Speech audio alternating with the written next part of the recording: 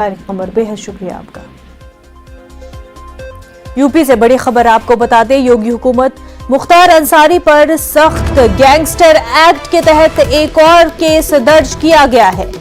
मुख्तार अंसारी को एम्बुलेंस से लेकर निकली बांदा पुलिस, रातों रात मेडिकल के बगैर मुख्तार अंसारी की मुंतकली मुख्तार अंसारी के बेटे ने ट्वीट किया है।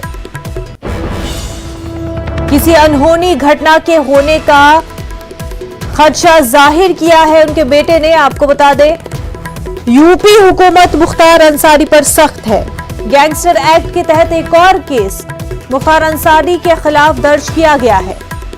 मुख्तार अंसारी को एम्बुलेंस से लेकर बांदा पुलिस निकली, रातों रात मेडिकल के बगैर मुख्तार अंसारी की मुंतकली की गई है।